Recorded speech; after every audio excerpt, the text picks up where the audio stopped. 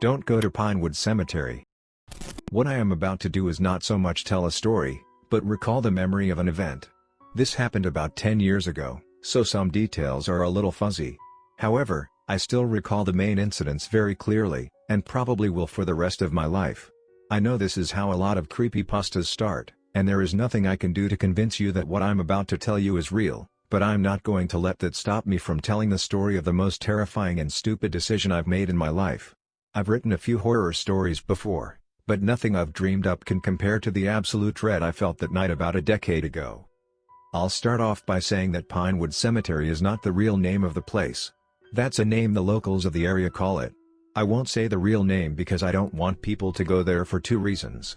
The first one is that it has a very long history of vandalism, so cops will arrest you on the spot and the owners of the place will press charges, whether you were there to vandalize or not. The second reason is that I've talked about what my friends and I saw there to people more knowledgeable about the occult and spirit world, and they've told me that the things we saw and heard were far from harmless. I don't want anyone's life ruined because they heard my story and wanted to check the place out for themselves. So, back in the summer of 2009, my friends and I decided we wanted to visit the cemetery at night. I'm obviously not going to use our real names, so we'll call my friends Jimmy, Edgar, Keith, and I'll be referring to myself as Carl for this. We were typical bored 18 and 19-year-olds living in an upscale suburbia with nothing to do but get high or drunk or both, and try to find something to occupy our time besides video games.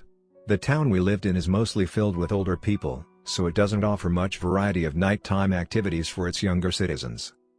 Edgar and I were, and still are, very big fans of horror things. One night, in late May I believe, after we had smoked a bunch of pot and were just hanging out, he suggested something. He told me that he and some other friends of ours had previously gone to this place called Pinewoods Cemetery, a supposed hotbed of spiritual activity. I wasn't buying it at first, but then he showed me a picture on his phone from the last time he'd been there. In the picture, at the bottom of the frame, you could see some of his head and our friend Bill's head. They are at one of the cemetery's famous spots, a headless statue of an angel. They were there at night, and this was the era of flip phones, so they had to use the phone's flash in order to get the picture. When I first saw the picture, a chill ran down my spine, though I was far too proud and stupid to let it show. Behind my two friends' heads was the statue, and through a combination of the natural darkness of night and mixed with the shadows created by the phone's flash, the inky blackness took shape of a human skull. This skull wasn't a fully formed skull, as it was missing the lower jaw, but there was no mistaking the black outline of a cranium, cheekbones and even the upper jaw, where some teeth could be seen. There were even eye sockets and slits for where the nose would be, and those were filled with the dull gray of the statue that stood behind the two. To this day, that photo is still the freakiest thing I've ever seen in my life. I immediately agreed we had to go. Now, up to this point, I had been sort of hunting ghosts for a long time. I had a morbid curiosity, and had tried various things from Ouija boards to seances to try and make contact with the dead. Nothing had worked up to that point, and it had been a while since my desire to find proof of life beyond death had bubbled up to my conscious mind. After seeing my friend's photo, a new spark ignited, and I immediately started making plans for the trip. Edgar and I managed to convince our friends Jimmy and Keith to come along. Neither were as much into horror as we were, but it was something to do on a Saturday night, and it would be a good excuse to get out of our boring town and doing something that might actually be exciting. So, near the end of May, after Edgar, Keith and I smoked some pot, we hopped in Jimmy's car and began our first excursion to Pinewoods. I know now that diving into the world of the occult and spirits when you aren't sober is stupid to say the least, but we were young and dumb, and I don't think any of us truly believed Pinewoods was haunted. Sure, we'd heard spooky stories about the place, and had some other friends who'd been there tell us about their freaky experiences, but no one ever said, "Yeah, I went there and saw a ghost." Even Edgar, who'd been there before, said he never saw anything, though he did say he had a creepy feeling the entire time he was there. Our first trip to the cemetery did not go exactly as planned. When we got to the place, we managed to find a back street to pull onto and park. As we began walking towards the cemetery, and got to the main road that separated us from the long, dilapidated stone wall, a local cop pulled up in front of us, blocking our route across the street to the cemetery. Luckily, Jimmy doesn't smoke dope and was completely sober while driving that night, or else we could have been in some serious shit. "How you boys doing tonight?" the cop asked when he rolled down his window. Being the sober one, Jimmy was automatically our leader and spoke for us all. Luckily, he knew that and responded immediately. "We're doing all right, officer, just out for a walk." The officer nodded with a knowing smirk. He knew why we were there. "Not going into that cemetery, are you?" "No sir." "Good, 'cause I'd have to arrest every single one of you if you did." "Where are you boys from?" Jimmy told him the name of our town.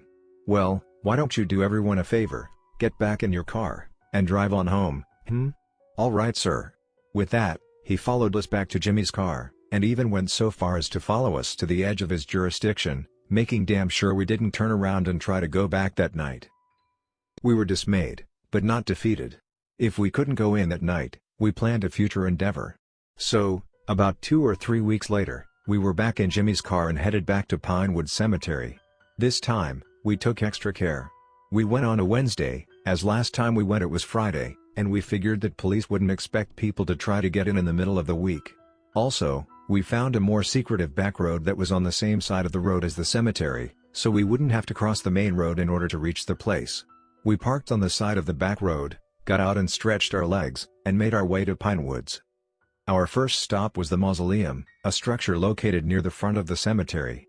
Luckily, it was far enough away from the main gate that we had no worries about being seen by passing police spotlights. We still had to be quiet, but we were naturally silent as well. We didn't want to miss out on any of the supposed spooky sounds we would hear in the cemetery. We did hear spooky sounds alright, and I will never forget what we heard for the rest of my life, but I'm getting ahead of myself. The reason for the visit to the mausoleum was because it is rumored that it housed a couple of satanic rituals, maybe even a few sacrifices. At least, that is what Edgar told us. I don't know how the others felt when they entered that place, but I felt far colder than I had been just moments before on that warm summer night. Looking around with our flashlights, we could see that the building was almost in ruin, with a large portion of the ceiling open and one of the walls being very old and worn. Then our beams of light came upon the writing. I'm not very good at second languages, I stink at trying to pronounce words in French or Spanish. That is why I took Latin in high school, as I knew I would never have to try to speak it or understand it being spoken to me. I'm also not very good at remembering all the vocab words, but I knew enough to tell the writing in front of us was in Latin. I could tell, enough though I didn't know all of the words, that there were some very dark and menacing sentences written there, with some dark red medium as the ink that stained into the very stones. Also, the upside-down crosses and upside-down pentagrams made the subject of the writing very clear. We didn't stay long, and soon made our way down the path to the headless angel statue, Edgar in front as our guide. The path leading to the headless statue had a large number of trees growing on the sides. They grew high, and in the darkness of night, without the light from our flashlights, I could not see the tops of them. Yet they seemed to be more of a cage, blocking out any light from the moon or the stars, creating a tunnel of darkness that gave me creeps. That fact that even though it was a warm summer night, we heard no crickets, no animals, no night birds, just the sound of our feet crunching on path. While I was still mostly excited about being there, a growing fear was slithering into my brain, and I began to wonder if it was a good idea that we were there. We were on the path for about 5 minutes before a clearing opened up before us. The clearing was about 50 yards long and about 35 yards wide. The path continued across the clearing, and it continued on into another tunnel of darkness formed from the trees like the one we had just exited from. The path, and us on it, were on the far right side of the clearing. Looking left, we saw that the flat earth actually rolled up about 2 feet to create a slightly raised area about halfway through the clearing to the far left side, where the woods created a clear barrier. Upon the raised area were a bunch of old gravestones, probably about 20 or so. Closest to us, near the corner but separated from the rest of the trees that stopped the extension of the clearing, was a large dead tree. It wasn't very tall, but there were a lot of branches, twisted and bent in every which way. On the other side of the clearing, still on the raised plateau of earth, was a small, plainly built crypt. "Edgar, is this where the statue is?" I asked him quietly, hoping we didn't have to go into the crypt. "No, it's further down the path, not too far now," he responded. I nodded, and we started down the path across the clearing. Keith and Jimmy were not looking very happy, and I could empathize with them. I wasn't afraid, but more and more, my gut was telling me that we should not be here, and the best course of action was to leave right now, but being young and finally in the type of place I'd hoped to explore for a long time, I didn't listen to my gut at all. We continued down the path across the clearing, but only got about 20 feet down it when someone behind me, either Keith or Jimmy, I can't remember, whispered to the rest of us, "Do you guys see that?" Edgar and I turned to see who had said that and what they were referring to, but we never got the chance. Before we could spin around completely, our eyes came across the dead tree, and it wasn't like it had been not a minute before. Surrounding where the foliage should have been on the tree was a white mist. It didn't look like any sort of fog I'd ever seen before, and the weather conditions that night made fog or mist all but impossible, yet this mist covered all the branches of the tree and didn't move at all. However, more than the mist, I remember the eyes. There was a pair of twinkling, red eyes, seemingly suspended from one of the branches closest to the ground. They stood out against the white background they were placed in, and I couldn't not see anything behind them that would be a head for those eyes to reside in, and the eyes were staring at us. All of us, whether it was curiosity or instinct, shone our flashlights up at the tree. The instant the light from the multiple beams hit the tree, the white mist seemed to dissipate, and the eyes were gone. Not only were they gone, but we could see nothing in the tree that would have been the source of those eyes. We kept our flashlight beams on the tree and everyone looked at each other. I think it was Edgar who shook us out of our delirium with a comment somewhat like, "Whoa, that was kinda creepy," and urged us to move onward towards the statue. Nervously, the rest of us turned our flashlight beams back to the path and we began walking again. We made it about another 10 feet when I remember looking back at the tree. The mist was back, covering the bare branches like cloak, and the eyes had returned. They were in a slightly different place than last time, but were in a better position to watch us. I alerted the rest of the group and we all aimed our flashlights back at the tree. Just like before, the mist and eyes vanished.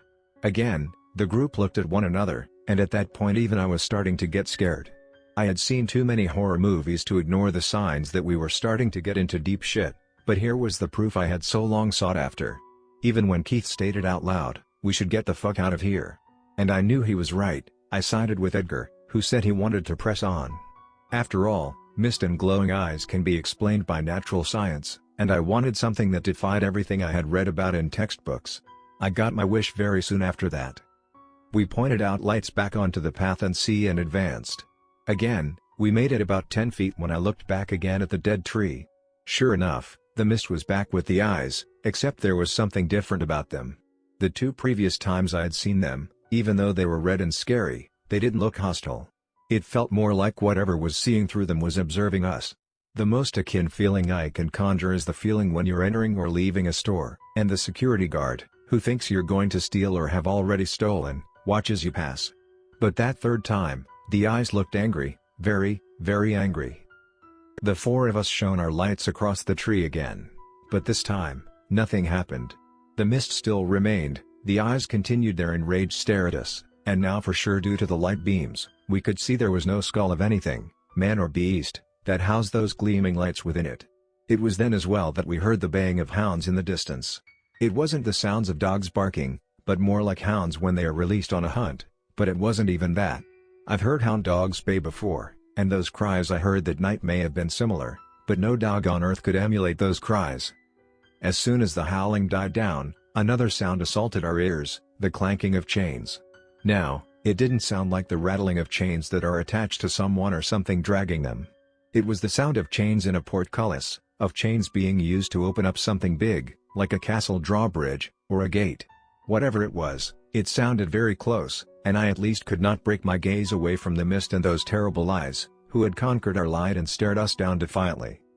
This was too much for me. Keith and Jimmy were whimpering softly, and I managed to break my gaze from the tree and turn to Edgar. "We need to leave, now," I said matter-of-factly.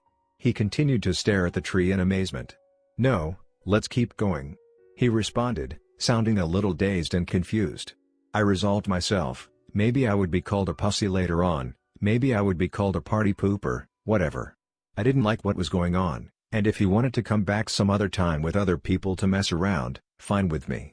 While I was there however, I wasn't going to take any chances of anything happening to me or my friends. I grabbed him by the shoulder, turned him to look at me, and almost shouted, "Edgar, we need to get the fuck out of here, now." Edgar nodded slowly in agreement. Maybe it was because he saw the Keith, Jimmy and myself freaked out, maybe I had loosened some sort of hold over him. To this day I don't know, we 4 don't exactly talked about this in casual conversation. But after his nod, and the acknowledgement from Keith and Jimmy that all 4 of us were leaving, we sprinted out of the cemetery. I've never run so fast in my life, and I don't think I will ever reach that top speed I achieved with my want to leave that place and never return. We all had one last scare as we left where we had come in and were still running for Jimmy's car. We could see the lights down the road of the patrolling cop car, and they had a spotlight shining out into the cemetery. Luckily, we all weren't panicked enough to just run out in front of them, and we all dropped to the ground. I don't know how they didn't see a single one of us, but they didn't, and as soon as they had gone down the road, we were all back up and running to the car. So, there's my story.